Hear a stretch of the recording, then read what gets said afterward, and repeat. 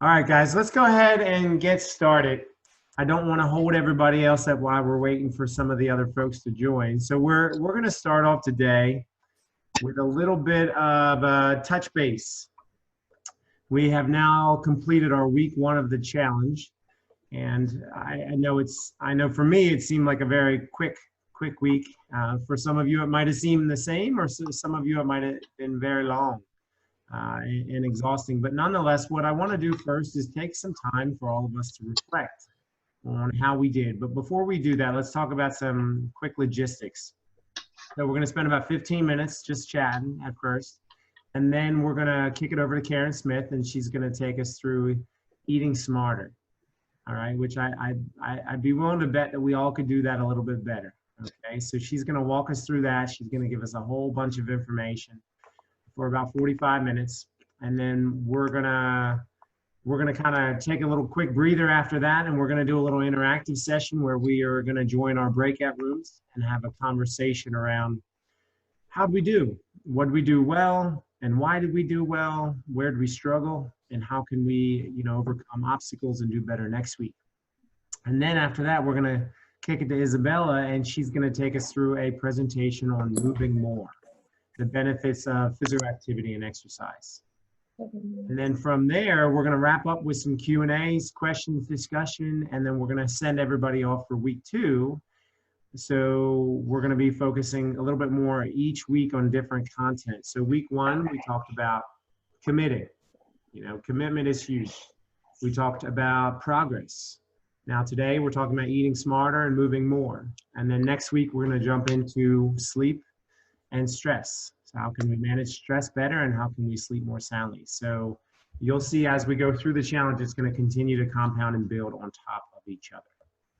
All right, so with that being said, let me open it up, guys. Who wants to share some information about how'd you do? So how'd you do? Where'd you struggle? How can we better help you? What type of resources would you like us to provide? Who wants to share? And by the way, if you want to talk, just go ahead and unmute yourself and then go ahead and share your thoughts. You can say anything you like.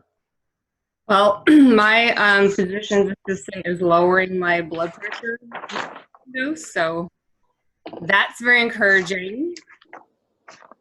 That's great. Great job, Lisa. Yeah, that's super exciting. Well done. Who else would like to share?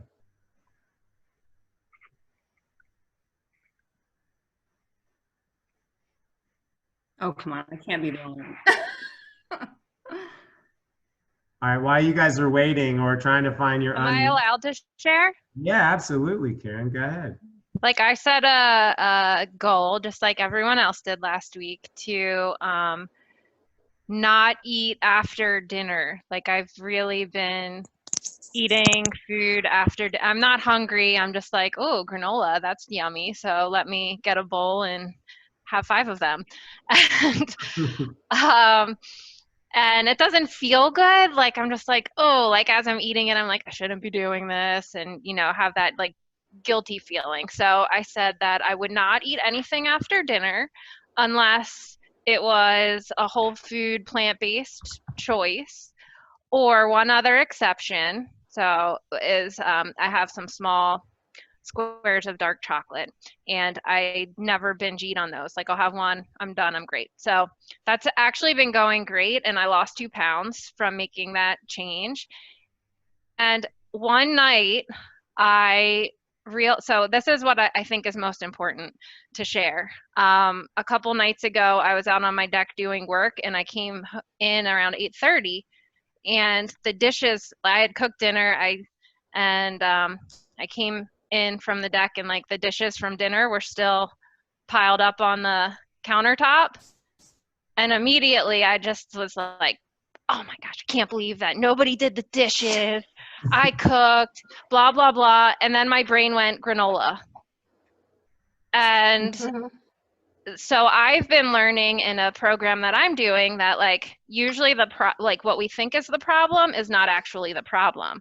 Like it's not about the granola. It was how I was feeling in that moment, that stress, that anxiety, that like how come my husband didn't like see this and just read my mind and know to do the dishes? So it was more about like my lack of communication with him.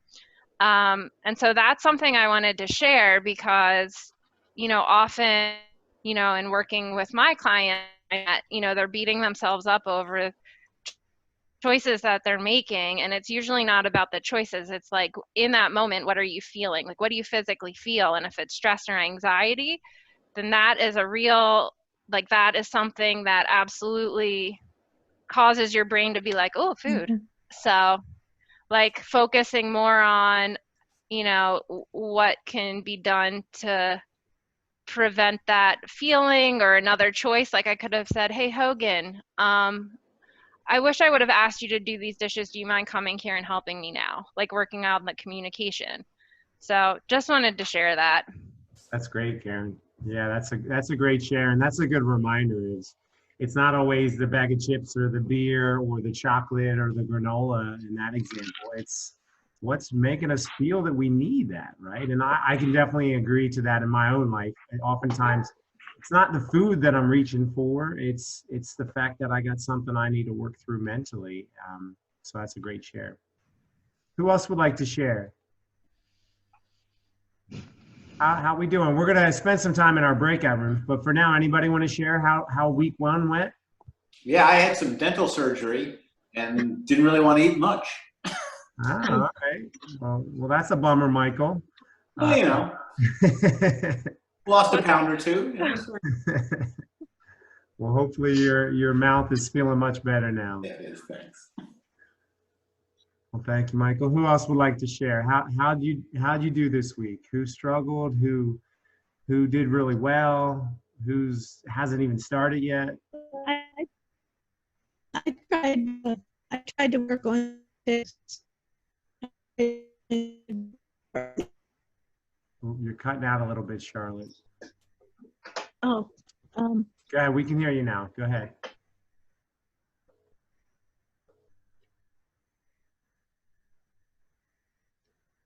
Ooh. am I there? Yeah, you're here now. Go ahead. Okay. Try to do more oatmeal. 'Cause I just have it, but I just didn't eat it much, and I wanted to see if that made an improvement in anything. And I really like to just kind of set it in the jar with the overnight, and it's real simple. I take it in my lunch and have it for my breakfast with some fruit, and so that's worked real nice. And I did about 3 or 4 times this week. And then I was feeling tired a lot. And on Monday, I started increasing my exercise. And yesterday morning, I woke up and complete difference. I could feel days of exercise without losing it. That's great. So, Yeah, so by doing some preparation and then moving a little bit more, you felt a little bit of an energy boost. Yes, Great. big difference. That's great. Well, thanks for sharing, Charlotte. Yeah, thank you. All right, who else would like to share? Hey, This Steve. is Grace. Oops, sorry. That's right. That's Grace. My commitment was to establish a consistent time to go to bed, and I had some ups and downs. But when I did it, when I stuck to the time that I wanted to be in bed, I found that I slept better. So I still need to work on it because I'm not quite there yet. That's great. So you're making progress. Make progress, yes. Absolutely. Thanks, Grace.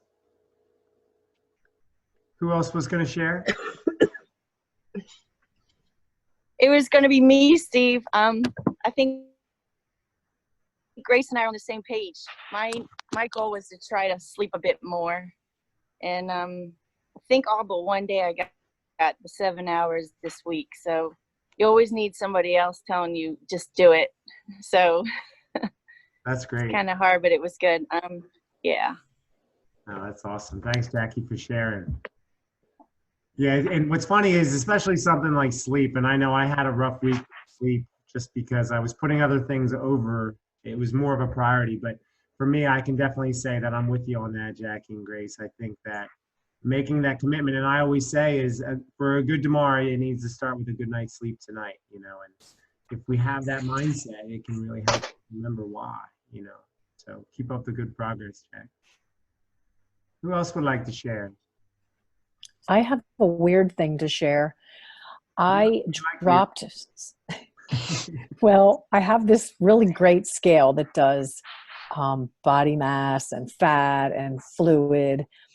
And I was cleaning off my bedside table and a giant rock dropped on the scale and shattered it into like a billion pieces.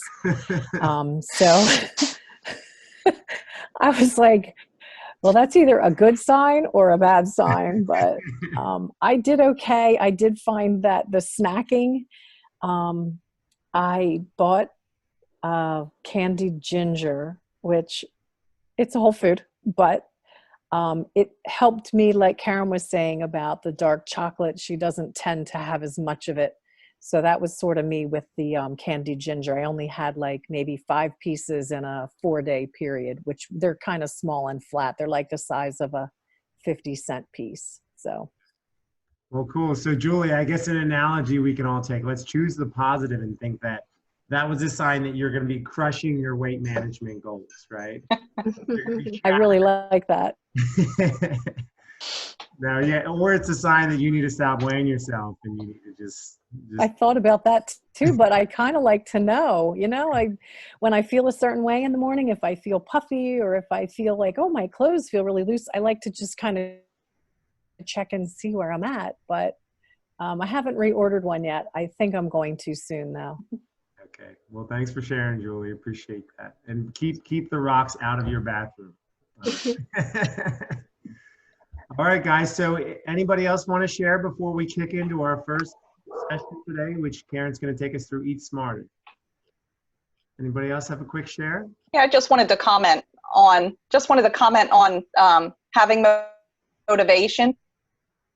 So the whole pandemic, I've not done very well, which is when this challenge came out, which is why I wanted to do it. I was like, I have to get back on track. And I made a commitment for each of the 6 sections that we talked about last week. And I nailed it. I did 100% plant-based. The sleeping part, again, that's something I need to work on, but I lost 4 pounds last week and I feel better. And it's just amazing to me, just committing to a challenge changed my whole mindset. So that's great. See, thank you for putting this out. Nice work. Nice work. Yeah, absolutely. Thank you. A round of applause. Woohoo, Kim, great job. Yeah, and what's so great about that, Kim, was, and I love how you said, I made the commitment to improve in all 6 of these areas. And that's what it takes. That's the first step. Yeah. Making that commitment. And that's why we're challenging you guys and ourselves too. We're right there with you. We always want to be better and improve as well. So keep that up and now continually build progress in each of those 6 areas. So that's awesome. Thanks for sharing. Thanks. So quick segue before I turn it over to Karen. I got something else to say. Wait. Oh, go ahead, Sue. My problem is that I'm really getting tired of eating the same old stuff. I need recipes, and the pictures on the handouts are really, really nice looking, but I couldn't find a single recipe on the paperwork. So if anybody has any recipes, my email is slafamina81@gmail.com. I'll be very happy to accept. Now, I don't like tofu. I have tried it for over 40 years at different occasions, and it just makes me gag. So I don't cook it. John could like it, and he can make it himself if he does. Okay, I'll pass. But just so if anybody has any, I would truly appreciate it. I do have to tell you something. I have a bean dip problem, and those just black beans and chickpeas mixed with anything in a blender with like cilantro or fruits or even the cucumber and avocado. Oh my goodness. I mean, that kind of helps me with a lot of cravings. It's just even just And it's easy. for meals, you know, I use black beans, I use chickpeas, I use pinto beans. I mean, I've had more beans in the last year and a half than I did in my previous 60 plus years. So, yeah. Lentils, farro. That's right, lentils. Quinoa. So we've got them all. You know, it's like cooking steak 7 days a week and burning the crap out of it. And it's like, I'm tired of it. And I haven't had steak in over a year and a half. So I would suggest Oh, go ahead, recipes on PCRM.org. It's Physicians Committee for Responsible Medicine. PCRM.org. And they've got a lot of great recipes there and pictures. Thank you. Thank you.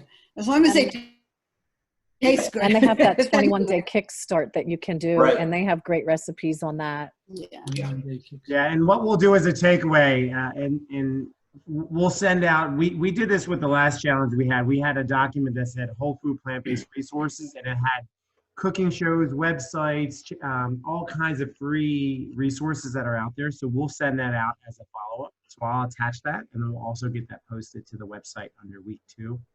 Okay. But that will give you a lot of good resources too. And that's something that on the Eat Smarter and the Move More and all those sections, we're in the process of building out each of those pages. So we're going to continually add more and more information. Isabella and Sophia have done so much great work at starting to compile and organize that. So we're going to continue adding the how and the recipe. Make sure you add desserts, right? Yeah, absolutely. Yeah, our new favorite, you'll see Sophia posted on the website, is a chocolate banana ice cream with walnuts. I saw that. I was pretty good. I was trying to get the recipe, Yes. but I couldn't find it. So. No recipe on the site just yet, but it's basically frozen bananas, walnuts, and cocoa powder. And that's pretty much it. And you Yeah, it looks good. blend them in a blender or food processor, and you go. All right, guys. So I'm going to stop everybody here. I'm going to hold my story for a little later. And Karen, you ready to take over here? Yeah, let me share my screen. So guys, a little segue, just a reminder for those of you who have not met Karen. Karen is a registered dietitian, and she is an awesome person. And so we're excited for her not only to be part of our team, but to be able to take you guys through this presentation on eating smarter. All right, thanks, Steve. All right, so we're gonna start by doing a little visualization, and everyone can hear me, right? Okay.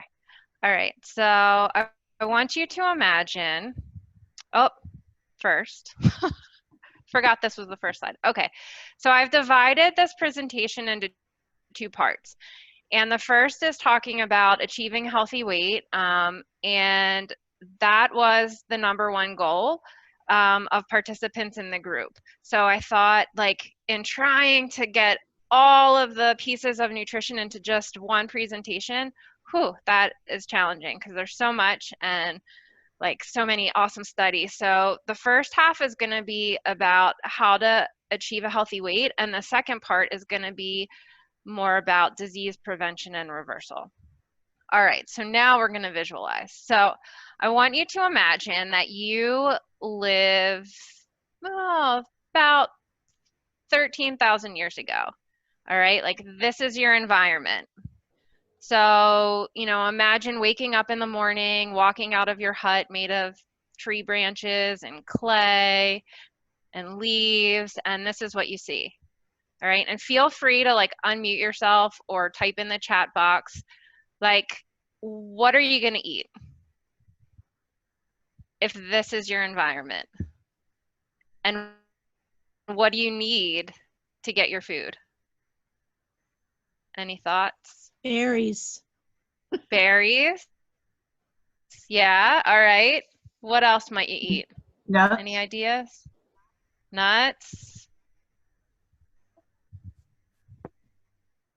All right. Maybe some tubers. How about other plant foods? You know, in an environment like this, you'd be able to distinguish like the greens that were edible. All right, wait, I'm seeing comments here. Let me open the chat box. Berries, leaves, greens, mushrooms, great. All right, so far everybody's saying plants. Do you think that you would eat any animals? No. No? All right, maybe not. Fruit? Fish? About fruit. Fruits, absolutely. Whatever grows in this environment here. Fish, not frequently, was the response about eating animals. Okay, all right. And so maybe some small mammals, right? But you'd have to like catch these things, right? Yourself. So I want you to think about how much energy you would expend in your day just getting food to eat. And what would be sources of stress in this environment? Like what would cause you to feel stress? Dangerous animals being killed. A drought. A drought. Okay, survival. All right, great answers. Okay, so up until about 12,000 years ago, this was, you know, how humans existed. This was the natural food environment. And actually, this picture here is from National Geographic not so long ago. This is a picture of the Hadza who live in Tanzania. And it's a small tribe that still exists of modern day hunter-gatherers. There are not very many left. And they are still living the life that, you know, we just described. So now let's fast forward to today, if my computer will do that. All right, woohoo, here we go. All right, so now you walk outside and what do you find? What are you gonna eat? How much energy? Berries. So you might still choose berries, right? But like salad at McDonald's. Salad at McDonald's, right? Your environment looks a lot different. How much energy does it take for you to get your food throughout the day? It's just walking. And what causes you stress? Cars honking. Horn honking? Yeah, like just trying to even pull into some place like that. Okay. What else? Let me open up the chat box. Work, gaining weight, no. Okay. How about like maybe family, coronavirus, social distancing, right? Like all these things, finances. Lots of things cause us stress, but do you notice the difference in the stressors? Yeah. Right. One was a real threat of imminent danger, like you might be killed, so you better do something, right? Like run away or fight, right? And those aren't the stressors that we tend to have in our modern environment. So the point I'm trying to make with this is that while our environments have changed dramatically, and even within just the past 100 years, our food environment has changed dramatically, our brain has not. All right, so our brain is hardwired to want the foods that give us the most calories for the least amount of work. Because in that first environment that you saw, that makes absolute sense for survival, right? And when you feel stressed, like when you, and maybe like, you know, you can try to think of a situation in your life now that causes you some stress, like try to feel what that feels like in your body. Like that still sends the same message to your brain that that stress thousands of years ago sent. Right? We still have the same response to stress, meaning our brain releases the same type of flight or fight hormones. And in regard to food, that makes us want food more. All right? Because our body's in a state where we think, or our brain is sensing like, hey, you need some energy, you're feeling stressed, you're going to have to fight something or run away, so you better get some food. And I think it's really, really important to understand this, because our current environments in the food industry are totally working against us. All right, the food industry is one of the powerful, most powerful, most makes the most money, and their job is to get people to buy food that they're going to continue to buy, right? Like, get them hooked on these foods that cause our brains to release dopamine and make us feel good in that moment.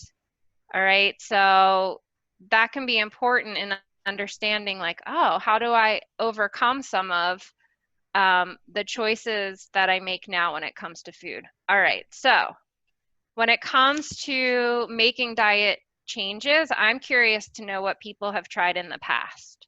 Like, have you tried certain diets? Shout them out. Anyone try paleo or Weight Watchers? Paleo. Weight yeah. Watchers. Yeah, Weight Watchers has the best business model, because you can become a lifetime member, right? Like, they don't ever want you to leave. You just keep coming back. Whereas, we want to give you the skills to be able to do this on your own in a pretty short amount of time. Keto, somebody said. Mm-hmm. All right, so for some reason, we go Atkins, South Beach, right? My favorite, so my personal favorite, the Hollywood cookie diet. Like, Never heard of that. yes, who thought of that? Love it. All right, so there is an easier and healthier option, because what happens once you stop doing those diets? Like, is anyone doing the keto diet after 20 years of doing the keto diet? It hasn't been around that long.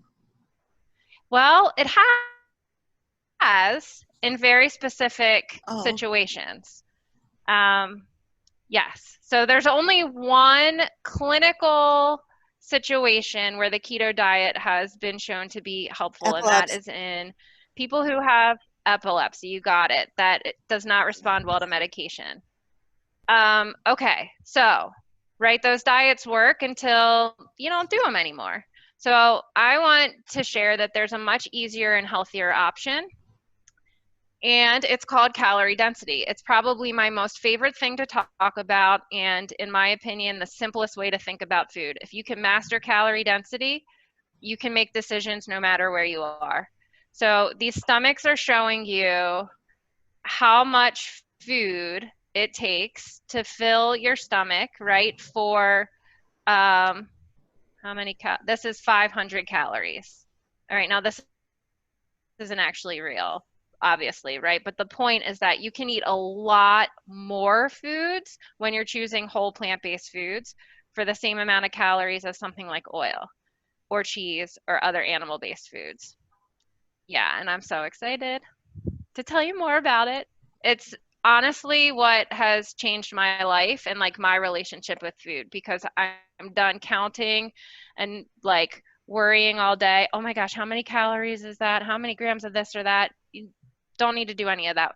You just learn to eat the way humans are meant to eat. And you can eat more for less calories. All right, so here is calorie density. Did anyone happen to see there's a chart on the Transform website under the resources that is another version of this calorie density chart? Okay, so if you see, and the way calorie density works is if you take food and you're comparing it by weight. So if you had an entire pound of non-starchy vegetables, it would only be about 100 calories. So has anyone ever bought like a 1 pound bag? And some are a little higher, some are a little lower. Like a 1 pound bag of baby carrots, for example, or a 1 pound bag of whole carrots. Entire bag, if you want to sit down and eat it, is not even 200 calories. All right, so a lot of volume, very few calories, packed full of nutrients, antioxidants, fiber, water. Now, the very opposite end of the spectrum, the most calorie dense food on the planet is oils, all of them. Doesn't matter if it's olive oil, coconut oil, corn oil, safflower oil, avocado, they're all the same in regard to calorie density. and just 1 tablespoon, because remember, this is per pound, and the number got cut off. Oil is 4,000 calories per pound compared to vegetables that are 100. Now, you're going to say, I'm not ever going to eat a pound of oil, and that's probably true, but you might eat a tablespoon, and that 1 tablespoon has more calories than the entire pound of vegetables. All right, so to put it into context, you can see, wow, if I just choose smarter and eat more of the lower calorie density foods, I can lose weight and still eat a lot of food. And research shows that on average, people eat the same amount of food. Like at the end of the day, if we weigh your food, your brain wants to be pretty consistent with the volume of food that you're eating per day. So if you can make that volume be lower in calorie density, I will bet money that you'll lose weight, if that is your goal. And researchers have really, really tested calorie density and found that on average, at the end of the day, if you added up all the foods that you ate, the calorie density of them all, and averaged it, if it is just under 600, that is a strategy for weight loss. So certainly not encouraging people to be keeping track of all those numbers, just be keeping track of the types of foods that you're eating. So it's the fiber and the water in the low calorie density foods that creates bulk, and that is what fills you up. All right, so if we start with the lowest, right, those non-starchy vegetables, think of any vegetable that's not a potato, or a couple of squash that are more starchy. Pretty much everything else can be lumped in this category. You can't eat too many in a day. Like, no one's going to eat 30 pounds of vegetables. It's impossible, I think, right? That's a lot of chewing. So my question to you is, how many vegetables are you eating now? Like, if you sat down this week or tonight and just wrote down what you ate today, how many vegetables are in your day? What will you do to eat more, right? Like, where are areas where you can throw some more veggies in? And then the next lowest in calorie density is fruits. Okay, so only 300 calories per pound. Researchers have tested this again, giving people 20 servings of fruit a day to see if they would gain weight. The answer is no. It also does not impair blood glucose. So eating fruit is not the same as eating refined sugar. And there's a lot of misinformation about that out there. So keep in mind that dried fruit is much more calorie dense than whole fresh fruit or frozen fruit. Why would that be? Because there's no water. Right. And it's what plus water gives you the bulk? What's the other component? Fiber. Yeah, you got it. All right, so when you take the water out, right, like if you have a cup of grapes, same amount of calories as a quarter cup of raisins. So you take the water out and it becomes more calorie dense. So same thing with fruits. How many people are eating fruit every day? Yes. All right. How many people are eating 2 servings of fruit every day, at least? Right? Like, these are questions you can start to ask, like, is there room to add in more fruit? Next, one of my favorites, potatoes. And like, I wish I could see all of your faces now. I can't, but usually people are like, what? I can eat potatoes? I thought that they were like gonna make me gain weight overnight. And the answer is they're very low in calorie density. What is it that happens to the potatoes that we eat? It's the toppings. Yeah, it's all the cheese, right? Oils if they're fried, the bacon bits, the sour cream. The potatoes themselves, low in calorie density, packed full of nutrients and fiber, and one of the most satiating foods on the planet. So those fruits and vegetables that we went over first, wonderful and low in calorie density, but you'll probably find they don't keep you full for a very long period of time. That's where potatoes and the other starchy foods are wonderful, because they have less of a water content and they have a higher fiber content. That is what fills you up. So next, looking at our unrefined whole grains. So I'm talking about whole grains that have not been processed, have not been ground down into flour and then made into something like bread a dry cereal, things like oats and brown rice or black rice, wild rice, quinoa, lots of varieties of whole grain rice, lots of varieties of whole grains. So this can be an opportunity maybe to like experiment and see what's out there and try something new. If you can, you know, boil water, you can cook grains. It's that simple. And they can be a wonderful base for soups or bowls with beans and vegetables. And they are a food that are absolutely associated with less disease risk, like the more grains that people consume, the more whole grains. All right, so next is legumes. So beans, lentils, and peas. Again, like you can't eat too many. And I encourage people to eat them every day. Like how many people are eating beans or lentils or peas or tofu, edamame every day? All the time. Yes. All right. So like if you're not eating them every day, I'd say bump up your intake gradually, all right? Because your gut wants to get used to all of that fiber in the beans in a way that, you know, you're going to tolerate. So maybe add in a quarter of a cup this week, and next week bump it up another quarter of a cup every day. But beans in particular have been shown to be really beneficial for weight loss. So in a study where people were randomized to either a group that ate, but was told do nothing but eat 5 beans per week. Don't change what you're eating. Don't change your exercise. Just eat 5 cups of beans a week in addition to what you're eating. Or a group that was told to reduce their caloric intake by about 500 calories a day. Guess what?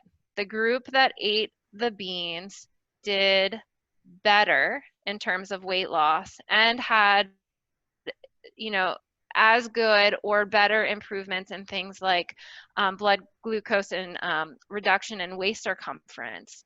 So who doesn't want to, you know, lose weight by eating more? All right, so just to give you some more context of how this works, this is what 300 calories looks like. What's going to fill you up more? Potato. Potato. The sweet potatoes. How about this? This is 3 pounds of broccoli or just 3 ounces of cheese. Same amount of calories. Like who can sit down and eat that much broccoli? All right.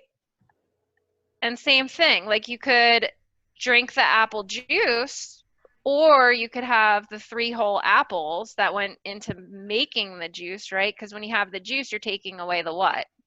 Fiber. The fiber. So now you, right, if you take away the fiber, if you take away the water, the calorie density is going to increase.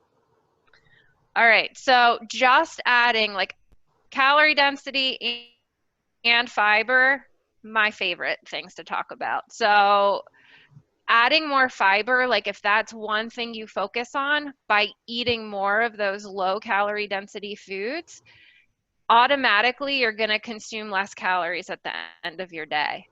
So what does 14 grams of fiber look like, right? Like what does that mean? So that is about the amount of fiber if you were to have a cup of oatmeal. So often the serving size is a half a cup, and I'm saying if you're still hungry after eating half a cup of oatmeal, eat more. It's okay. Like you can eat as much as you want of those low calorie density foods until you feel full. So a cup of oatmeal with some berries and ground flax seeds or maybe some walnuts, 14 grams of fiber, easy. 1.5 to 2 cups of a nice vegetable lentil stew, 14 grams of fiber. A cup of black bean and corn salsa with a sweet potato, 14 grams of fiber. So even if you're making smaller changes now and just focusing on like 1 meal a day being plant-based, you can get to 14 grams of fiber, which is, you know, almost as much as what the average American eats for the whole entire day. So any guesses on how much fiber is recommended for the whole day? Is it 40? Is it 40? 40 grams, I think. That's what we're going to recommend. So the USDA recommends less than that. 27 grams for adult women, about 35 grams for adult men. But to really optimize your consumption of whole foods, to really reduce your disease risk, we encourage people to aim for at least 40 grams of fiber a day. The average American gets 15. So we are a fiber deficient country. And one of the huge benefits of fiber that also is associated with weight is that it is the food for the probiotic bacteria that live in your gut. And those bacteria, those microbes, do tremendous things for your health, and they need food, right? So instead of spending money on probiotic supplements that honestly aren't shown to do anything long-term for people's health, if you eat healthy whole foods with fiber, you are going to keep the bacteria, the probiotic bacteria, thriving because you're feeding them. That is what they eat. They need food. You don't digest fiber, the microbes in your gut do. And when they digest it, they release or create lots of compounds that help reduce inflammation, that help with regulating blood pressure and blood glucose and cholesterol, and they play a huge role in your immune system. And so adding more fiber is a really, really good thing for fostering a healthy gut microbiome. So we talked a lot about the low calorie density foods. What are the high calorie density foods? Fat, right? That is what you find in oil. Oil is just 100% fat, is the densest source of calories. So aside from oils, where else do you find fat? Cheese. Cheese. Where else? Meats. Meat. Where else? Fish. Fish. Mhm. Nuts. Yeah. Dairy. Awesome. All right. So meats, eggs, pizza that's like double, triple whammy with the, oil and the cheese and the meat. Oils, processed foods like donuts and cookies and cakes, cheese and nuts. So of all of these foods that are high in fat, what do you think would be the best choice? The nuts. How come? Or a whole food. Plant-based food. It's a plant-based food. So what does that mean? What does it have? Fiber. Yeah. And lots of nutrients, lots of vitamins and minerals. So I always like to point out that, like, if you're talking about different meats, we've all, or at least I know I have, and I think a lot of people have been taught that, like, chicken is a lean meat, right? So if you break it down by that calorie density, if you have 100 calories of the leanest cut of beef, 29% of those calories are going to come from fat. Look at skinless chicken breast. It's not much lower, okay? So chicken is not a lean meat, especially compared to your plant-based foods, right? So rice, beans, broccoli, all of those low calorie density foods, they have fat. All whole plant-based foods have a combination of fat, carbohydrates, and protein. And the ratio of fat in these foods is such that it provides the fat in the amounts that we need as humans. Like, yeah, sure, we need some fat, but like, who's seen people walking around in America fat deficient? Like, we don't need to be seeking it out. It's in these foods in the quantities that we need. And maybe you add like an ounce or two of nuts or seeds a day, awesome, you'll be good to go. All right, so just to point out, like, if you think about how our foods have changed in terms of the way that they're processed too, that plays a role in why chicken is no longer a lean meat. All right, they are absolutely bred, even chickens that, are labeled organic, pasture raised, all of those things. Those labels are there to make the consumer feel good. They really don't carry much weight in this country. All right, it doesn't mean that that chicken necessarily was outside living a good life. They go from birth to slaughter in just 6 weeks, and they're huge when they are slaughtered. All right, so oftentimes chickens have heart attacks before they even make it to slaughter because they are bred to be so big. So they're not a lean meat. So how about exercise, which I know Isabella's going to talk more about later, but you know, you may have heard like you can't outrun a bad diet. And I'd say that's absolutely true, right? And seeing that list of high calorie density foods, you know, it takes a lot of work to burn off calories in a small amount of those high calorie density foods. So when it comes to weight loss, it absolutely is true that, you know, focusing on what you're eating is more important than the exercise. I'm not saying exercise isn't important, because it absolutely is for like 1,000 reasons. But for weight loss specifically, really focusing on the foods is the most helpful. Okay. Anyone recognize this guy? Has anyone ever heard of Josh LaJaunie? Yes. What do you know about him? Just, I mean, just what it shows there, that he, Yeah. you know, He used to be over 400 pounds, and he grew up right outside of New Orleans, like eating all the really rich New Orleans food. And he was the guy, you know, he says, like, I was the guy who did all the cooking, drank all the beer, like that was him. And he lost over 200 pounds and was featured on the cover of Runner's World. Like, never in a million years thought he would be running marathons and ultra marathons, because at 400 pounds, he could barely run a city block. And one thing that I've learned from him in a book that he authored is to think of foods, if you were living in that natural environment that we shared in the beginning, right? Like, if you think about, like, okay, in a natural environment, what is the natural attainable quantity? Like, if I walked out of my hut in the morning, how many chickens could I catch and eat in a day, right? It wouldn't be very many. And now in the United States, we kill 1 million chickens an hour. That's how many chickens Americans consume. All right. So think about the environment that they're being raised in. Like, when you start to learn all of this, like, all of those things factor into what you're eating and your health, and lots of other things as well. The environment and how much waste is produced in the life of the animals as well. How about this one? If you walked out of your hut, how many pretzels could you find? 0 pretzels. Yeah.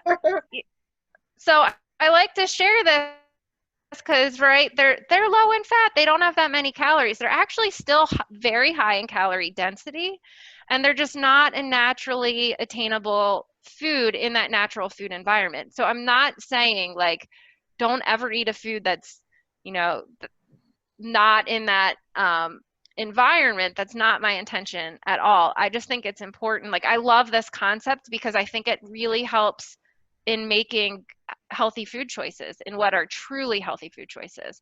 So eggs is a good one. I like to share this. So how about this? Like, if there were birds laying eggs in that natural environment, how many eggs would you gather in a day?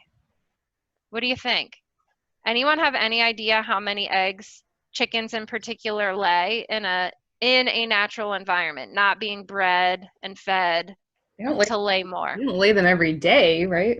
I don't think. No, they only lay about 12 to 15 a year. Oh my gosh. All right, so now we just have these massive factories where chickens are bred to lay many, many more eggs than that. And there are millions of them shoved into one house. All right, how about berries? So this was one of the foods that somebody mentioned. How many berries could you eat? I know. Probably as many as you could Exactly, find. as many as you could pick. Like, no limit on berries. All right, so that's part one. I am going to speed through part two because I have like 7 minutes left. And we're going to talk about disease reversal. So here's what we know. We know that our food choices in the US, #1 cause of death, and that the vast majority of chronic disease is entirely preventable with lifestyle. All right, and of these lifestyle choices, you know, shown here, alcohol consumption, smoking cigarettes, being sedentary, and eating unhealthy foods, foods is, you know, again, like what's associated with the most deaths in the United States. So what do we mean when we say an unhealthy diet? So the World Health Organization defines it as one that's low in whole plant-based foods and one that's high in processed foods, animal fat products, sugar, salt. So what are we eating? Oh, there's the picture. All right, look at all those bright colors. These are the foods you want to be choosing compared to this. I do like to point out, even in the marketing of junk foods, they use really bright packaging and colors because our eyes are drawn to them. Our eyes are naturally drawn to the bright colors and natural whole foods. And if you start to pay attention to the marketing and branding of processed and junk foods, they're not in brown or gray packages. They're bright colors that our eyes are going to be attracted to. So here's what we're actually eating. Look at this. Only 9% of the calories consumed in the US come from vegetables, fruit, and legumes. Close to 70% from animal products, added fats, oils, and sugar. Right? So we are far from eating a healthy diet. And one thing I like to point out or ask is, like, what do you think is probably the number one or close to number one reason people give for not wanting to adopt a plant-based diet? Too expensive. What's that? They say too expensive. Too expensive. That I'd say that's not the number one reason I hear. What else? Not enough variety. Not variety, did somebody say? Yep. Okay. I'd say that that kind of goes along with it. Yeah, protein's up there, and that kind of feeds into it too. It's like, I'm going to be deprived. I can't give up all of these foods that I'm used to eating. And I like to show, like, look at the foods that you haven't been eating. Like, some people have never eaten a bean in their entire life, or a lentil, or like huge categories of foods that you've deprived yourself of for decades of your life sometimes. All right. So if you can change your mindset to think about, like, not what you're giving up now, but like all of the foods that you've not experienced or ever tried, I think it can be a good way to have a more positive spin on it. All right. And so specifically with heart disease, if you've heard of Dr. Dean Ornish, he is a doctor who showed that people with advanced heart disease, meaning that they had an artery in their heart that was very clogged and didn't even qualify for surgery, like a surgical intervention, were able to reduce how clogged that artery was by making lifestyle changes. So just by eating a mostly, so not even an entirely plant-based diet in his original diet, it included some low-fat dairy and eggs, a half-hour walk daily, managing stress, avoiding tobacco. Look at the results after a year.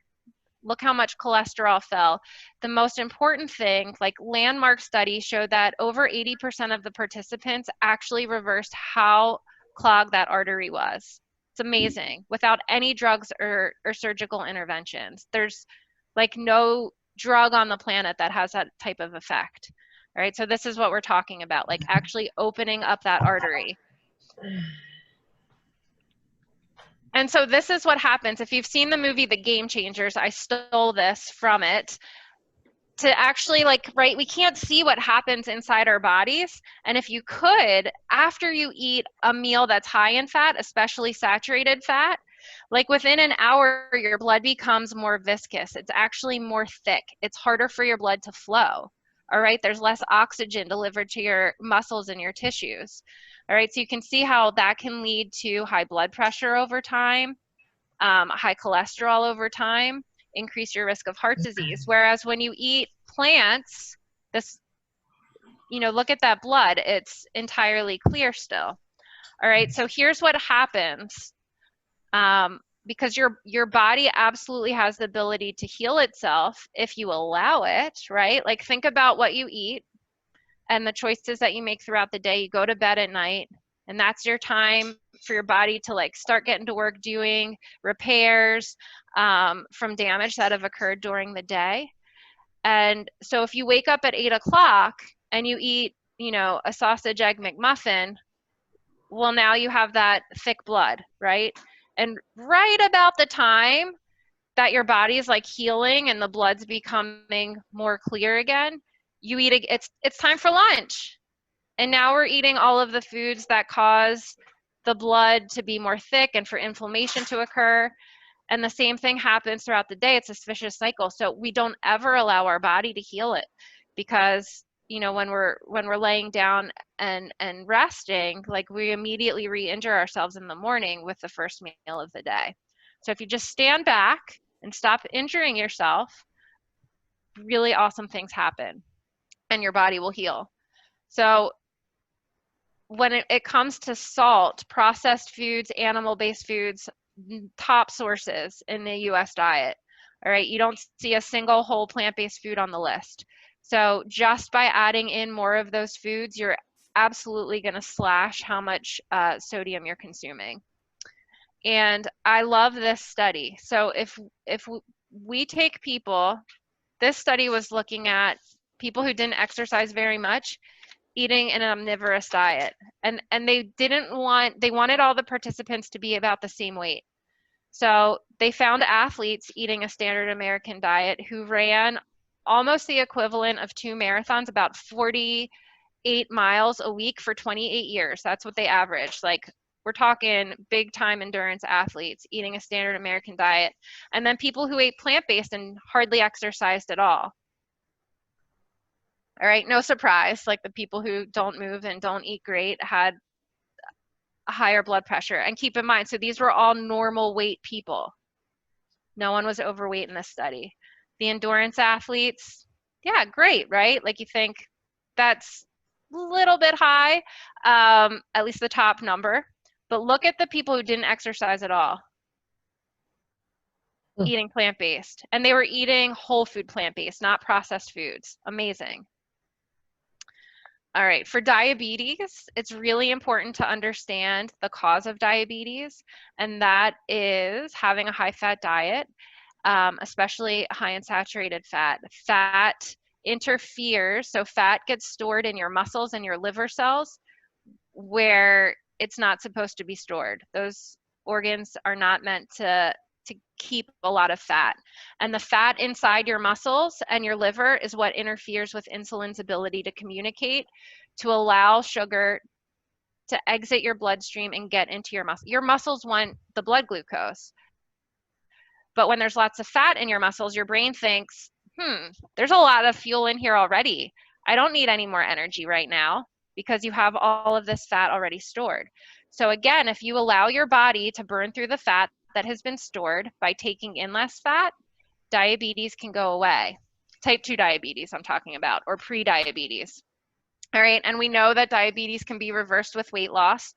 This study was just showing like the more weight that people lost in a year. So when people lost about 32 pounds at the end of the year, over 80% of the people who lost that amount of weight, or close to 90%, totally reversed their diabetes, type 2 diabetes. And as you know, the amount of weight lost was less and less, fewer people in that group totally reversed their diabetes. So you can reverse type 2 diabetes with weight loss, but how do you lose the weight and keep it off, right? We want to do it in a healthy way.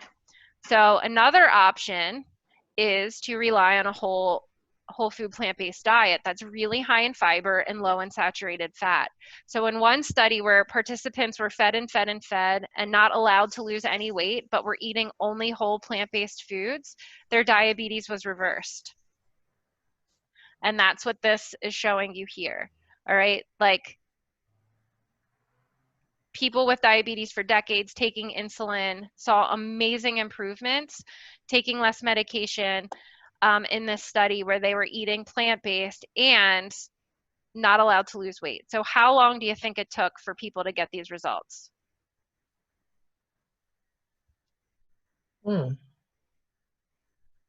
The other study where people lost a lot of weight over the course of a year, diabetes was reversed. How about when they weren't losing weight, they weren't allowed to lose weight, they got weight every day. If they lost weight, they had to eat more beans, more oatmeal. Any guesses? 3 months. 6 months, 3 weeks. Here we go. And wait a second. There we go. 16 days. 16 days people achieve those results. So amazing. And again, like I can't stress the importance of fiber enough. Like adding more fiber to your diet significantly reduces your risk of developing diabetes. So this here, like, right, it's like, oh my gosh, is that like very close to zero when people are eating 65 grams of fiber in a day. And in many of the studies where people completely reverse diabetes, they're eating diets that have at least 65 grams of fiber per day. And that also reduces your risk of heart disease and cancer as well. So just to reiterate, what foods have fiber? Shout them out. Vegetable. Vegetable, fruit, Whole grains. Nuts. Oh, I heard someone say it. I think it was Michael. All whole plant-based foods, all of them. Yeah, so all the ones that you shouted out, great. All these foods have no fiber. And so right now, high-fat keto diet's super popular, and it only treats the symptom of diabetes, which is your high blood sugar. So if you don't take in any carbohydrates, then sure, you won't have a high blood sugar, but you're not getting to the root cause of reversing that fat buildup that's inside the cells, right? So, and high-fat keto diets also increase the risk of all-cause mortality. So not a healthy way to go. And what this graph is showing you, this is just after 2 days of people eating this first line that goes up real high. Okay, that's what happened after people ate a high-fat keto diet for just 2 days. And then were fed a high-sugar meal. This is how high their blood sugar went. In 60 minutes, it was up over 220, okay? Compared to someone eating a high carbohydrate diet, but low in fat, right? You don't get that same spike in blood sugar. So the point I'm trying to make, and something that I've seen a lot in patients, is that when you do a keto diet, your blood sugar might be low, but if you are challenged with carbohydrates, it shows you that you still have diabetes. It's just you're not getting to the root cause of the disease. So someone mentioned earlier, like protein, oh my gosh, where am I gonna get it? It's everywhere. It's in every whole plant-based food. Every whole plant-based food has every essential amino acid. If you ate nothing but broccoli and you got enough calories that you needed, like if you needed 1,600 calories and you consume 1,600 calories of broccoli, that'd be a lot of broccoli, you would not be protein deficient.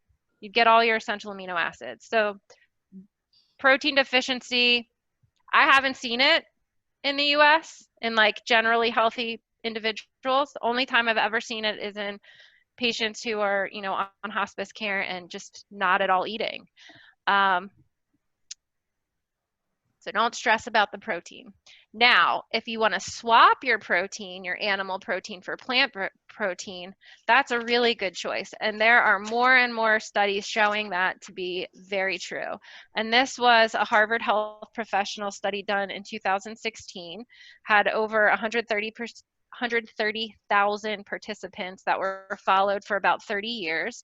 And they found that replacing just 3% of calories from animal protein with plant protein reduced risk of death. All right, so these numbers, these reductions in death are just if you replace 3% of the calories that you consume of animal protein with plant protein. So that's like replacing 1.5 ounces of, or 1.25 ounces of chicken with a 1/4 cup of chickpeas.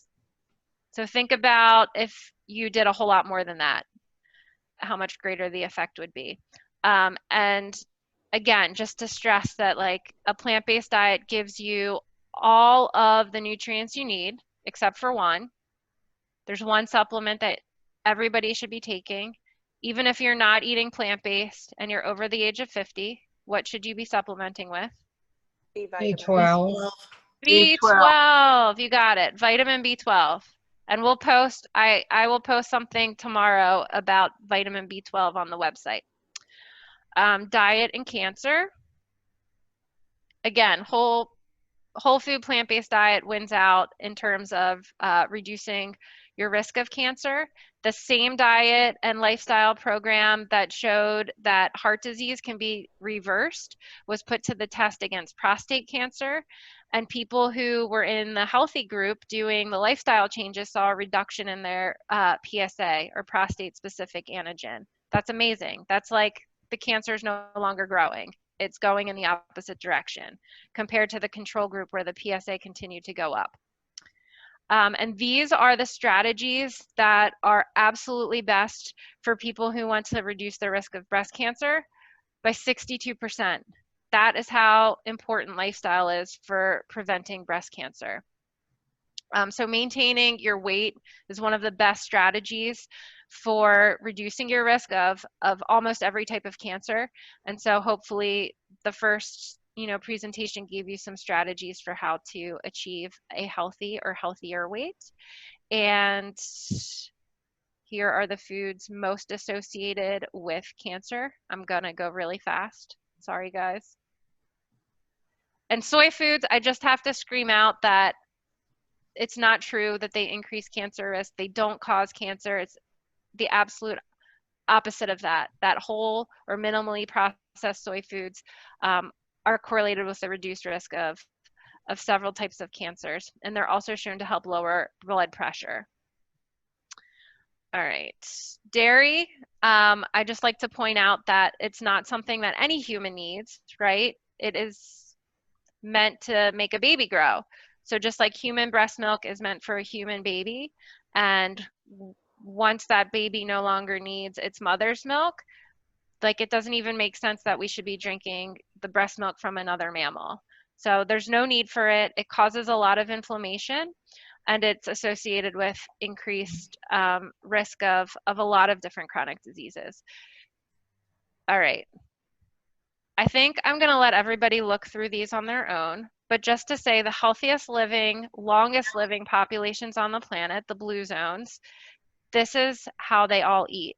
All right. They don't eat a 100% plant-based diet necessarily. 95 to 100% plant-based. They think of animal-based foods as foods to have on special occasions for celebrations, holidays, things like that. And I just love their little food pyramid here. I think it'd be great if the USDA adopted something more similar to this. So I'm very sorry I went over. It's hard to put it all into a little bit of time. So that is everything on nutrition. And just to let you know, like all the small changes that you make add up, right? Like it absolutely is not all or nothing. Adding one more serving of fruit a day, adding one more serving of beans, like all of those things make an impact and absolutely add up over time.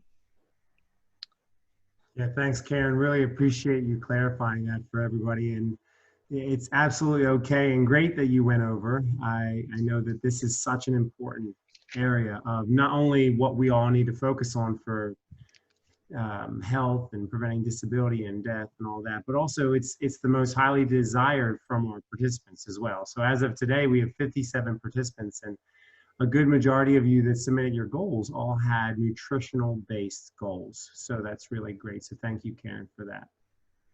My pleasure. All right, guys, so here's what we're going to do. So we're going to jump for about 10-15 minutes into our breakout room. So I'm going to open them up to everybody, and I'm also going to put in the chat right now what I want you guys to talk about. So there will be each one of our Transform team members in each breakout room. So we just want to have an informal, relaxed conversation.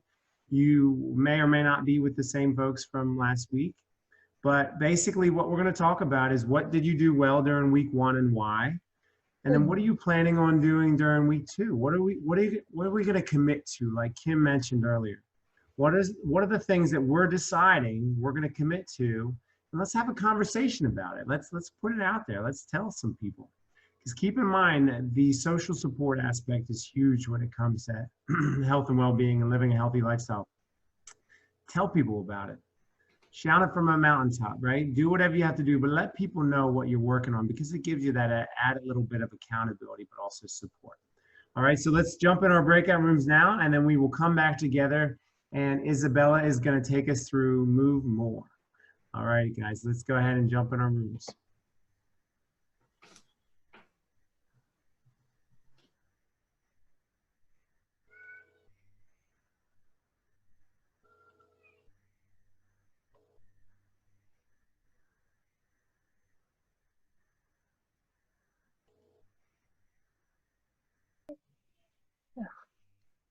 Oh, Hi, no. guys.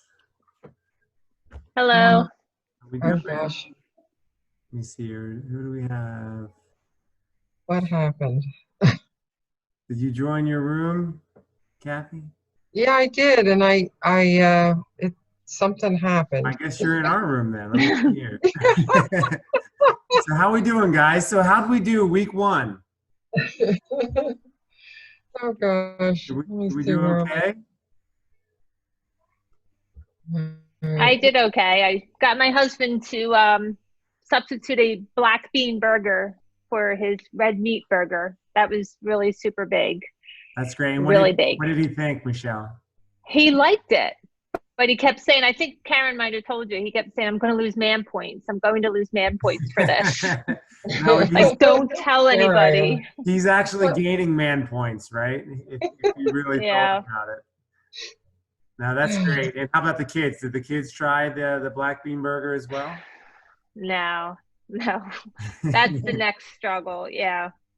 But no, he did. He liked it. And I mean, I eat veggie burgers anyway, and the bean burgers, I haven't eaten meat in a while, but just trying to get the kids on board with it, and especially seeing him and making good decisions, because the boys definitely follow him. Yeah. And Yeah, so, and he has that whole red-blooded American, you need to eat bacon, you need to eat red meat, and that's what I'm trying to change. Yeah, such a misconception. And one thing, I might have mentioned this to you last week, but watch the Game Changers with your boys, with your kids. Yeah, I'm going to do that. They will absolutely, Michelle, you will see it change their thoughts. And instead of just following your dad's or your husband's example, they're also going to start to say, I can do this. So every time we watch that movie with our kids, they instantly want to exercise more, and they instantly feel better about eating all the vegetables and everything, and eat more of them, and they eat them, and then they show us their muscles, and it's incredible. So, but good job. Okay. So for you, Michelle, what are you planning for week 2? So I want everybody to share week 1 and then share what you're committing to for week 2. For me personally, for week 2, I need to work more on the sleep. I think finding out that's my real weakness. Is staying asleep. I can fall asleep fine. It's staying asleep. It's not the wake up at 3 a.m. and then, all through the early morning. And I also want to finally try this overnight blueberry oatmeal that was being talked about last week. It's awesome. That's great, Michelle. So that's the goal I have. And it is awesome. You will like it and you will love it. When you wake up in the morning, you don't have to worry about breakfast. You tell your kid, grab your bowl and scoop it out. And I would say we probably do that 4 to 5 days a week. So it's really great, and the kids love it, and it gets you out of having to make pancakes because you tell them it's already done. You don't have to worry about it. All right, well, great. Thank you for that, Michelle. Thanks for sharing. So how about you, Kathy? How'd you do week 1, and what are you doing week 2? Well, the first thing was eating before I go to bed, eating late after dinner. And I've been trying to be more conscious of not picking up something during the day that I shouldn't. I think our meals are pretty good, at this point. Of course, it's been a year and a couple of months we've been, plant-based. So, and of course the garden's rolling in now. So it's like, you've got to eat this stuff. But I think it's just eating late and, probably, breads. Every once in a while I've got to have, it's not white bread, it's a good bread, but it's still bread, and I shouldn't be eating, I need to cut down on that stuff, so. Yeah, and if you want, when you think about it, you don't have to necessarily get rid of the bread completely, but maybe try to get some breads without oils, maybe, get something that is a healthier option of bread, and it's not so addictive like some of the other stuff. Because I know that when you eat it with the high salt and the high additives and things like high fructose and the more artificial stuff, the more we can't stop eating it. So that's a good strategy, is just to switch to a cleaner form.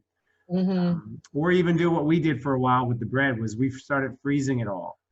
And then we would basically pull out, we had certain bread for the kids, and then me and Karen had different bread, and we would pull out what we wanted, toast it for just me and her, because it made it more inconvenient to have to go and get more. So just a little strategy for you. But Okay.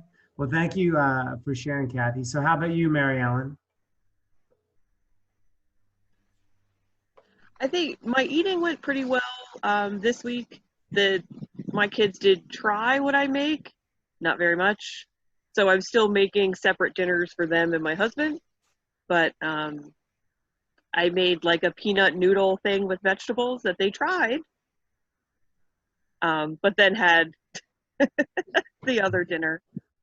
So here's something you might want to start to shift with is make some of their favorites that you know they love, right? So if they love pasta, if they like this or that, figure out what it is, and then just figure out how you can do some swaps and how you can go through and start to maybe do a little bit of transitional foods. You know, maybe it'd be the soy-based meatball, or you know, something that is not going to necessarily be a long-term healthful strategy, but it can help you get them over the hump, so to speak. And one thing I will tell you is having, you know, supported different families and transitioning with my wife and our family as well. Eventually, you're going to want to stop cooking 2 meals. So if they're hungry, they're going to eat. Okay. So same thing goes with Michelle. Don't be going out of your way to make it easy for them not to conform. Okay. If you and Michelle both as mothers said, this is dinner, if you're not eating this, go ahead and fix yourself something. They're going to be a little more inclined to try it. So I just want to throw that out there too. True. So for week 2, what are you thinking, Mary Ellen? Week 2, definitely sleep also for me. A little different than Michelle. I tend to, you know, I put the kids to bed and then I'm like, okay, here's some me time. So I just go to bed later than I probably should. So just kind of switching that mindset and trying to go to bed earlier would help get the full 7 hours at least. Yeah, absolutely. Well, thanks, Mary Ellen. I appreciate you sharing that. How about you, Carol? Hi. I did pretty good on all of the goals that you guys set, except the eating. I was totally off on the eating. I did incorporate more fruits and vegetables than I normally do, but I told the person I was in the group with last time, my cousin told me about this, and I joined it. I'm not looking to go completely plant-based, but to definitely learn some healthier tips. So I did add some, not as much as I wanted, mostly because here in New York City, I'm still a little scared to go to the supermarket. So we like stock up all at once, and I haven't gotten a chance to go and restock a lot of the fruits and vegetables, and Misfits can only deliver so much. So, but I'm trying. So I'm still counting it as a success for what I am trying to do. So. Yeah, that's great. And thank you for sharing that, Carol. And just keep telling yourself progress. Yeah. Progress. Yeah. Make progress. And your journey, like you said, you might not say I'm going to go 100% plant-based, but I know I can go a heck of a lot closer. Oh, absolutely. You know, and just start doing little small things. And I can tell you, if you make one daily improvement each day, it's going to compound. So even if you said, all right, this week is all plant-based breakfast and healthy lunch and dinners, and then, you know, next week you're going to add in all plant-based lunches, and then maybe all plant-based dinners, you're going to realize that your palate's going to change. And then some of the things that you're holding close to you now, you'll start to be a little bit more freeing. And I always ask people, what percentage are you? And some of the folks even doing this challenge would come every single month and say, I'm 50% plant-based. I'm 60% plant-based. I'm 70% plant-based. Like, and so they would continue. Yeah. So just know that as long as you're committing to improving, you absolutely can and will do well. That's my goal. So thank you, Carol, for sharing. All right, how about you, Linda, AKA Mom? Let me unmute yourself, Mom. Hold on, I'm trying to unmute you. You got to unmute yourself. Oh, there you go. I think we did good. We usually do good. We're pretty much plant-based all the way, except for little cheats here and there. And, you know, we do the exercises, and, you know, we try to be as healthy as we can be. I don't know. How about for week 2? What are you planning for week 2? How can you step up your game a little bit? I guess to get Dad to exercise more. Okay, this isn't about Dad. This isn't how can we fix Dad. This is what are you going to do week 2 to improve? I guess basically because we eat that way, I guess just basically exercise more. So since you have an injury, what could you do? Upper body strength training? Could you do something like that this week? Yeah, more weights, more floor exercises. Yeah, for sure.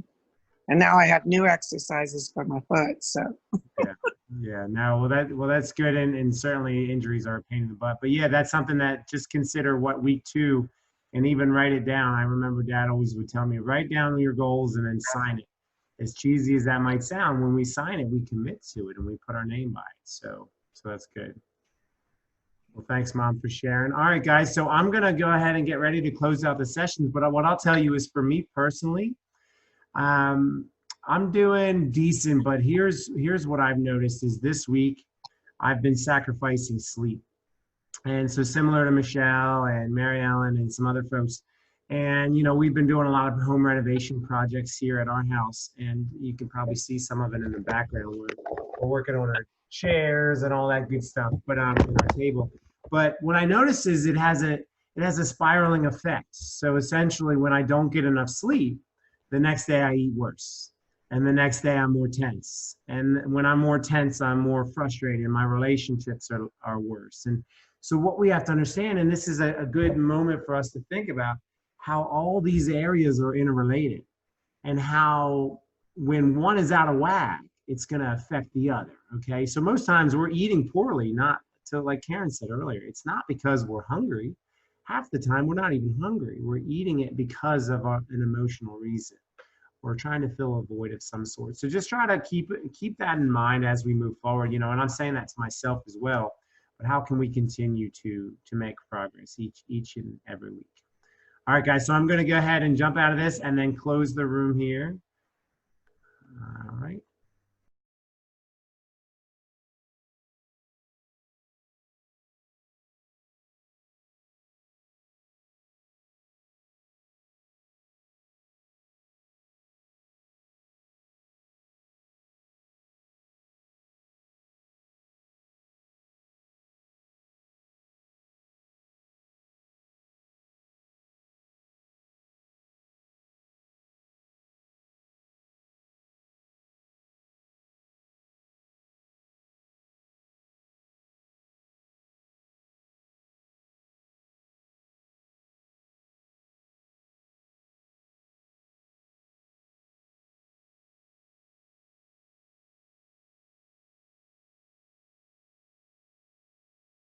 You're muted, Steve.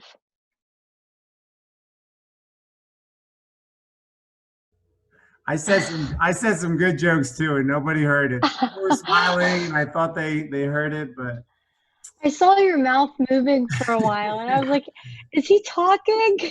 nobody in my group told me. Thanks, Michelle, Mary Ellen, Kathy. Michelle said she was telling me. All right, I missed that. Well, maybe week 3. I'll commit to week 2, remembering for week 3 to end the breakout room and then take myself off mute. But no, all joking aside. So welcome back, everybody. We should have everybody here. So let me give you a quick introduction of our next topic. And if you need to run to the bathroom, grab a quick snack, go ahead and jump up, do what you need to do. I'm going to introduce Isabella here, and then she's going to take us through Move More. So as we think about everything Karen said, Karen gave us a lot of information. So a personal challenge to all of us is write down what it is you're willing to commit to when it comes to eating smarter. It doesn't have to be completely 100% change. It can just be, all right, I'm going to eat fruit with every meal, or I'm going to eat vegetables before I eat anything else, or I'm going to stop drinking anything but water, or I'm going to walk 30 minutes a day. Whatever it is, commit to it. Write it down. Write down what it is that you can do to eat smarter, to move more, and then focus on that throughout the week, as well as the other 4 areas. Just keep in mind what we talked about week 1 is committing and making progress. All right, that's what we each deserve, to continue to commit and make progress and become the better version of ourselves. And if we have the intention of, oh, I'll think about it and then I'll just do better. Naturally, you know what we do? We do the same. I'm a creature of habit just like you guys. We all do that. So, here's an opportunity to challenge ourselves this week with week 2 to get better. So with that being said, I'm going to introduce Isabella. She's going to be taking us through our Move More presentation. And if you haven't checked out any of Isabella's stretching breaks or workout routines, Isabella is a group exercise instructor, and she's a highly passionate one at that. And she's going to be taking us through moving more. So as she's taking us through the presentation, I want you to start to reflect on what it is that you can do to move more. What do you enjoy doing, and what are the little advantages you can give yourself through exercise and physical activity. So with that being said, Isabella, when you're ready, go ahead and share your screen, and then we'll kick it over to you.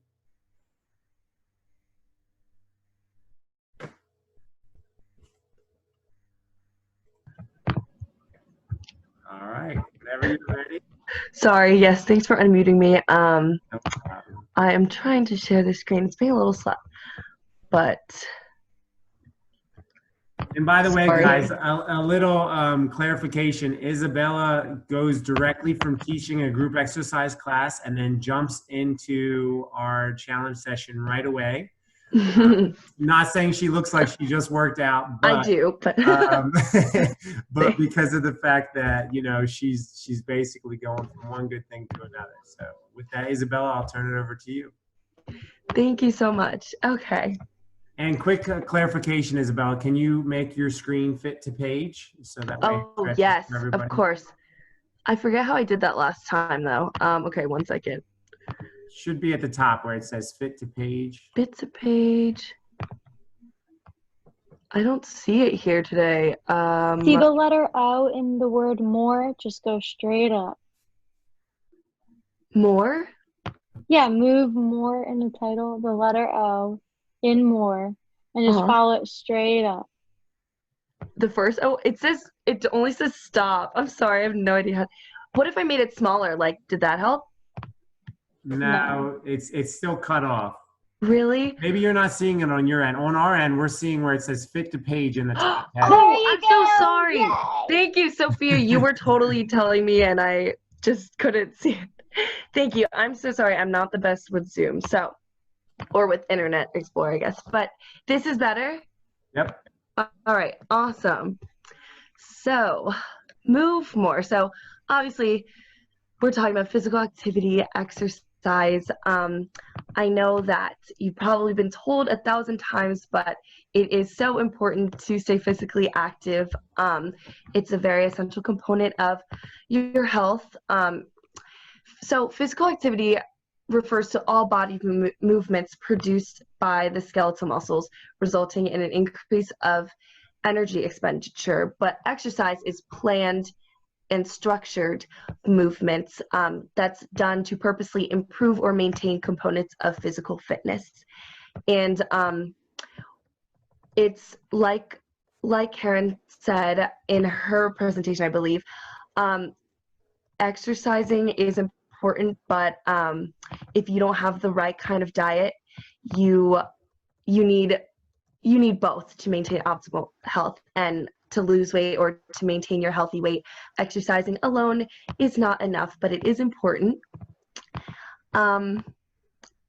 Wait, something's in the chat and I can't see it. What does it say?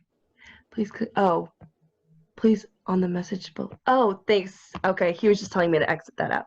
Thank you. All right. Benefits of physical activity. There are lots. So, reduced likelihood of coronary artery disease, other cardiovascular diseases, physical activity, specifically aerobic activity, which I'll kind of explain later, but it improves your cardiovascular fitness. Getting more physical activity in and being more aerobically fit will reduce the stress on your heart, so your heart won't have to pump as hard every time it beats, which is good because you don't want it to work too hard. So physical activity will help with that, reduces cancer risk, likelihood of high blood pressure, reduces your risk of falls. Along the lines of that, it improves your bone mass and reduces your risk of osteoporosis, so it strengthens your bones, muscles, and joints.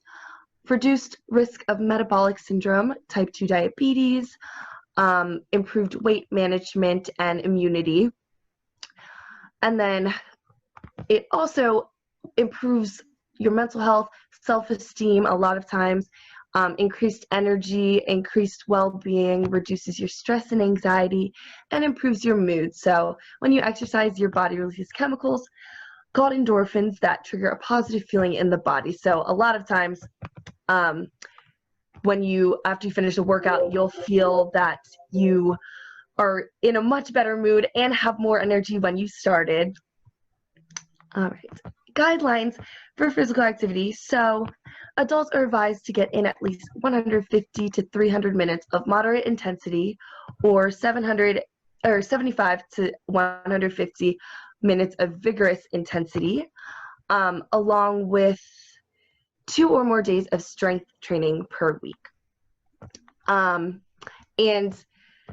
that is just a guideline for adults over 18. Working with an exercise specialist is also recommended as the most reliable way to begin an exercise program. So I think one of the most common excuses that I hear that you hear people talking about for why they don't get in enough physical activity, or why they don't get in any at all, is because they don't have the time. And that's totally a valid excuse, and I'll talk about that later too. But there are 1,440 minutes in a day, and we're challenging you to set aside 30 minutes a day to get in physical activity. And I believe that's 10,080 minutes in a week. I didn't do the mental math. I did that math earlier. But 10,080 minutes in a week, and the recommendation is that you get 150 minutes of exercise. So that sounds totally doable. That's only a small chunk of the time that you have. So I'm challenging you to set aside a time of 30 minutes a day to get in some physical activity. And it doesn't have to be in a 30-minute chunk. So if you have trouble setting aside a 30-minute chunk of time, you could do 2 15-minute workout sessions or 3 10-minute. That is the same. So if you don't have an actual 30-minute window, you can break it up, and it works perfectly fine too. And any amount of exercise helps. So it's always better to get in a little bit than none at all. So other reasons why also I wanted to say, well, we were talking about this again. I don't have enough time. Other tips that you can do with this is combining physical activity with things that are already part of your routine. So parking your car further from work, you have to, if you have a parking lot, if you park further or have to park on a floor where you have to take the stairs, I would recommend you do that because you have to get there anyways. Oops, I think I'm drawing on this and I didn't mean to. Sorry about that. Or taking the stairs instead of the elevator, that's also a good option. Multitasking activities so that you can get in activity while also getting things done, such as making phone calls while going for a walk or reading a book while on the treadmill. Also, yeah, there's so many things, and maybe I'll compile a list and send those out, but I can think of a lot of things where you can kind of incorporate it into things that you already have to do as part of your daily routine. So the gym is intimidating, another valid excuse. Especially now, I feel like there are so many ways that you can get in exercise at home because of coronavirus closing gyms and everybody staying home, quarantining. So there's so many workout videos online, lots of online programs, instructors doing virtual classes, and workout apps that are free and have great resources.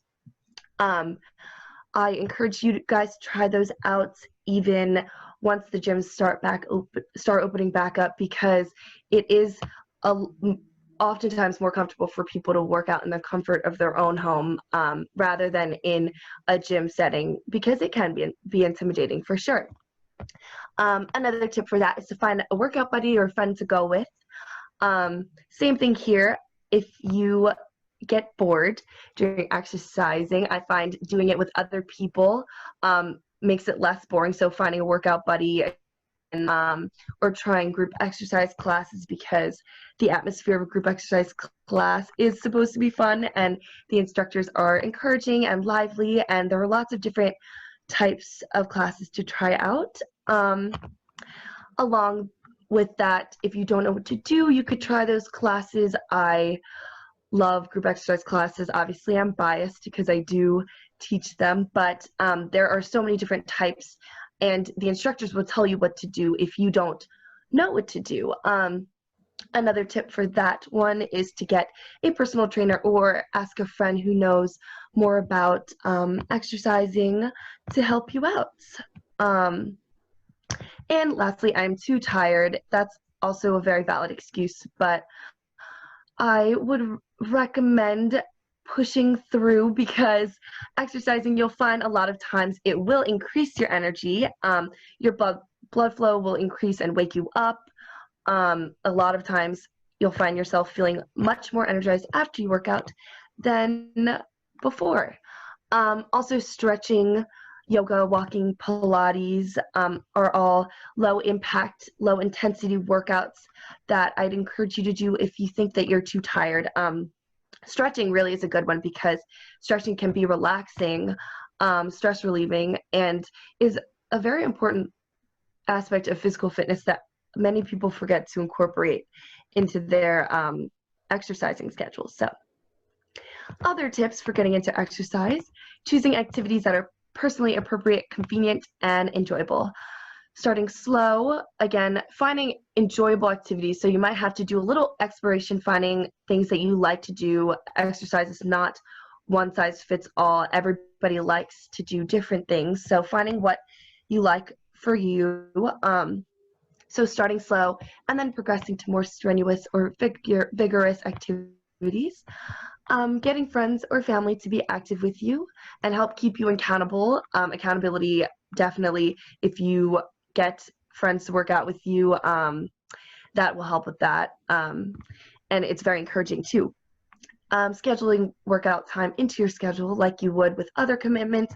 So kind of what I said earlier about how we have 1,440 minutes in a day. If you just set aside 30 minutes, so planning it a certain time, setting an alarm on your phone at 7 p.m. that you're going to work out from 7:15 to 7:45. If you coordinate your other activities around that, you might find that you do have the time, the 30 minutes a day to do that.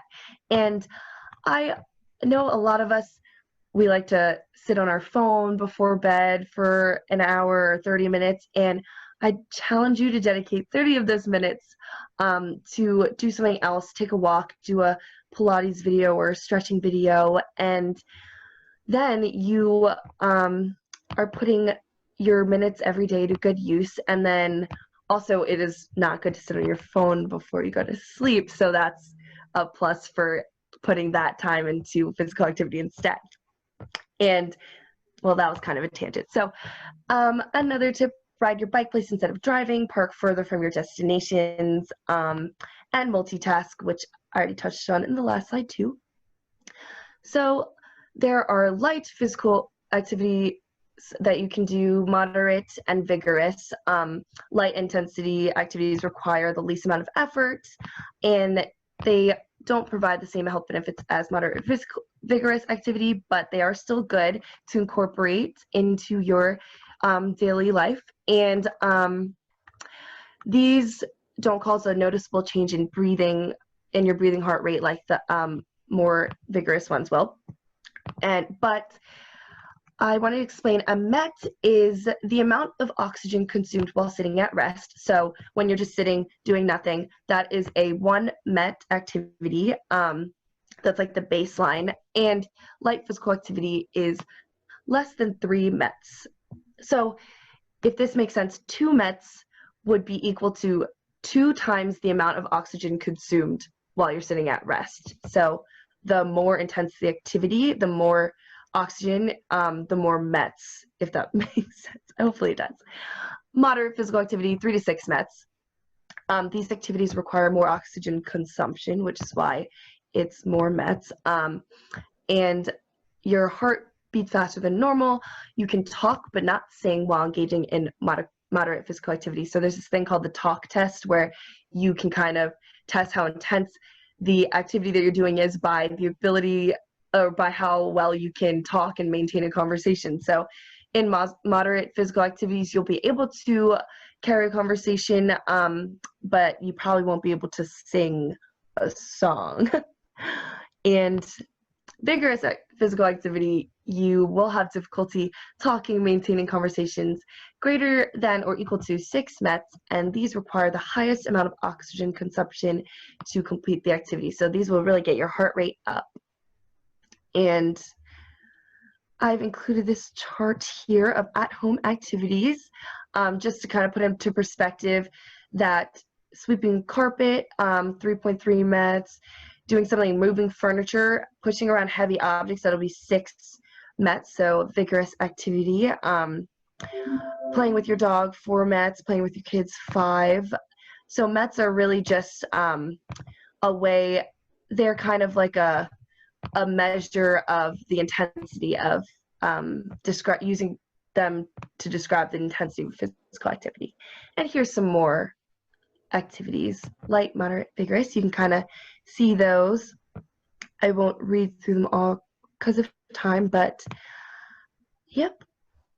All right. Health-related components of physical activity. So there's aerobic fitness, muscular fitness, which includes muscular strength and muscular endurance, and then flexibility and body composition. So like I said earlier, aerobic fitness is the body's ability to take in and use oxygen to produce energy for prolonged activity. These activities make you breathe hard and increase your heart rate. There's so many benefits, but just a couple of them: improved cardiovascular efficiency and health, increases your stroke volume and cardiac output, which stroke volume is the amount of blood pumped from the ventricle during each contraction of the heart. Cardiac output is the volume of blood pumped each minute. So the more aerobically fit you are, the lower resting heart rate you will have, which is good because it means the heart has to work less hard to pump the same amount of blood, which is ideal. A lower heart rate implies more efficient heart function, and it's a sign that your heart is working well. So improved aerobic fitness is very important for your cardiovascular health. And also aerobic fitness is one of its benefits is improved body composition, because it will help you burn fat. All right, muscular fitness. So muscular strength refers to the amount of force a muscle or group of muscles can generate in one contraction.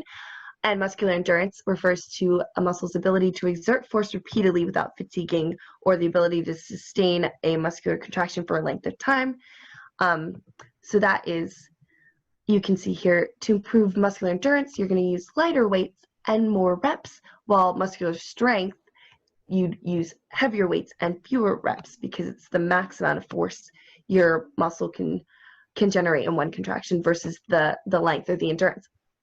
And benefits here: improved performance in lots of activities, injury prevention, improved body composition, improved self-image. So building muscular fitness will help you in a lot of your daily activities.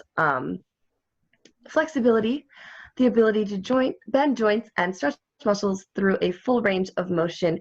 The flexibility is really essential for injury prevention and joint mobility. Body composition describes the relative proportions of fat and lean tissues in the body, not based on how much you weigh, but how much of your weight is fat as opposed to muscle. Excessive body fat can cause musculoskeletal problems and increase your risk of heart disease and high blood pressure. So this image on the right, as you can see, 2 people can weigh the same weight, but can look different and have different compositions, so different ratios of fat to muscle in their body. So you can tell the girl on the left, although she weighs the same as the girl on the right, but she has a lower percentage of body fat.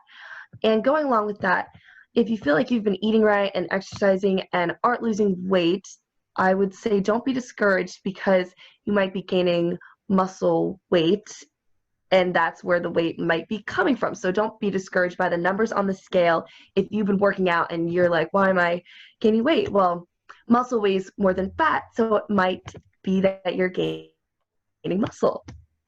And second to last slide, I believe. Sorry, I'm going over time.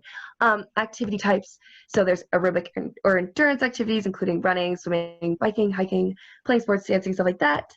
Strength and resistance activities. So these ones, that first bullet kind of touches on improving your aerobic fitness. You'll want to do these activities to improve muscular endurance and muscular strength. This includes weightlifting, pushing heavy objects, using body weight for body weight exercises such as crunches, squats, lunges, push-ups, stuff like that.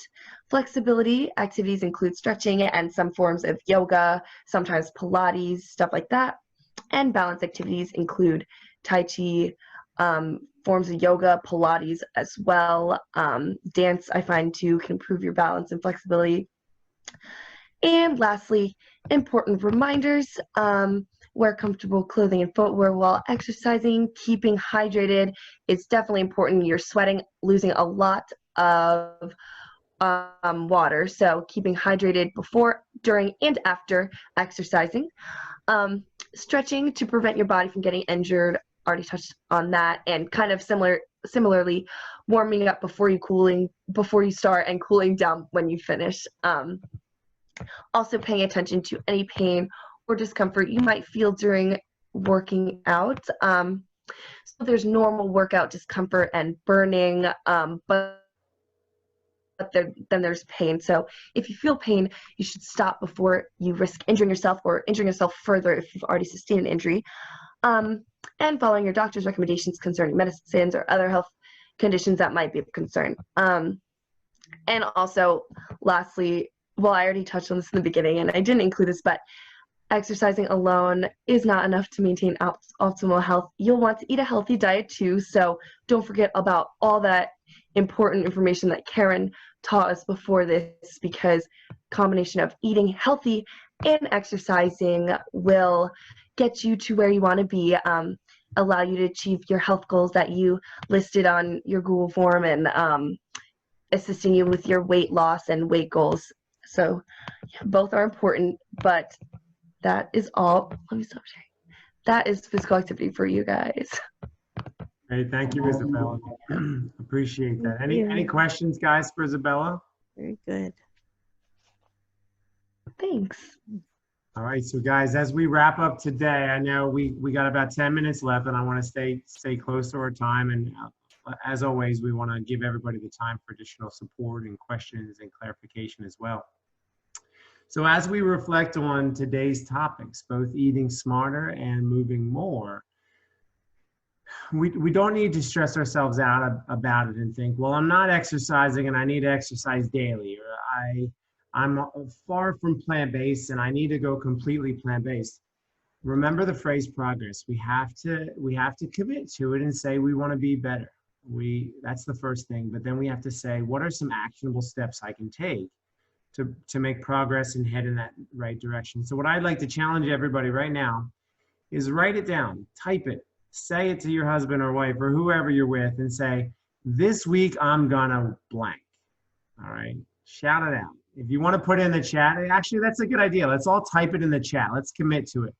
Go in our chat box and type in this week what you're willing to commit to. All right, so go to the chat. You can message everybody and then just share what you're willing to do. And if anybody wants to share it aloud, let's do that now. But I can tell you, for me this week, I really want to make sure I get my 7 hours of sleep a night, because what I was sharing with the group that I had in the breakout session was, when I don't get enough sleep, that affects all the other areas. It makes me want to eat more, and it makes me handle my stress worse, and it affects my relationships. And so I'm curious to see, okay, so I see some stuff coming in. People want to move, people want to sleep more. They want to go to sleep the same time every night, move every day, you know, and just be something as general as that. Just move, make a commitment to moving more, walking more, 10,000 steps a day, going to bed earlier, eating more beans and legumes. That's a great goal. Like Karen mentioned earlier, the longest lived people in the world, one of the key staples of all those populations is they all consume beans, and they all consume beans on a daily basis. All right, so figure out how you can incorporate them with different meals. I see some here, eating more fiber. Absolutely, that's Karen, one of Karen's favorite words, and same with all of us. Fiber is incredible. If you focus on fueling your body with fiber, amazing things will happen. And not only will you reduce your risk or, treat chronic diseases, but constipation gets better, your skin gets better, energy gets better, everything goes back to normal. Improving breakfast and starting off with, good foods, more plants in your diet. Follow a workout guide. Vicki shared that, starting a workout routine, something like Hammer and Chisel or P90X or all these great virtual workout programs. Committing to better exercise, do a fitness blender one time a day. Okay, that's great. Just figuring out how we can, do different fitness activity or physical activity as well. Increase exercise, sleep plan. So there's a lot of great options here. And what I will say is stay the course. All right, and I'll give you an example. I put it in the email to everybody this morning. It took Michelangelo 4 years of laying on his back to paint the Sistine Chapel. All right, 4 years of laying on his back. He didn't even want to do it at first. The Pope at the time had kind of cornered him and said, I'd like you to do this project, and it was a way smaller project than what it ended up being. And needless to say, it was years and years of his life. And he is the definition of commitment for all of us. What we have to understand is a healthy meal here, a walk here, a good conversation here, not drinking once a week. Things like that are good steps. But if that's it, and if we're not consistent and if we don't stay committed, we're never going to see the benefits. All right, so our challenge this week is to remember what we talked about last week and keep in mind that all the handouts and resources are available on our site. I want to share with that everybody. Share that with everybody really quick. So if it's pretty user-friendly, if you're seeing my screen here, all you have to do is go under events and challenges, virtual challenge. All right, I gotta stop clicking week 1, week 2. So if you're clicking on week 2, you'll see our weekly newsletter that the team put together, and it has a challenge and a tip for each of our 6 core areas. But then aside from that, the calorie density video that Karen mentioned in her video, that's another registered dietitian, Jeff Novick, does a really great job of explaining that in a lot of detail. And then the calorie density chart, the Eat Smarter presentation that Karen walked us through today, the Eating Smarter handout, but then also the Move More materials that Isabella walked us through, and the presentation and handout. Lastly, Isabella did put out there a workout challenge for everybody. So you can see here that you can access the site and you will be able to tap into that resource and see a little bit of a workout challenge from now until next session. And then lastly, we put a whole food plant-based resources on here. So Sue, I know you mentioned it and some of your other members mentioned it as well, having all kinds of recipes. So if you see here on the bottom, click on those links and they're free and available resources to help you. Okay, so this is something that it's there and it's ready for you to tap into it. And then lastly, Sophia just posted some more resources quickly while we were doing our session of plant-based recipes. So if you click on this, it has all of our potluck recipes from an on-site challenge we did in January, as well as week-to-week suggestions of featured options from a week-to-week perspective. So when in doubt, tap into those resources and take advantage. But with that being said, I want to open it up for any final questions that anybody has. And also, if you want to stay on or have any more personal questions, you absolutely can stay on as well. So a round of applause for our speakers today, Karen and Isabella. Yay. Thank you, ladies. You did a wonderful job. And so I'll open up any questions, comments, thoughts. If you want to drop now, certainly feel free as well. So remember, commit to make progress and commit to being a better version of yourself and a healthier version of yourself. So everybody have a good night. If you want to stay on or chat longer, we're here for you. Have a good night and a great week. Thank you. Take care, guys. Take care. Good night. Good night. Let's see.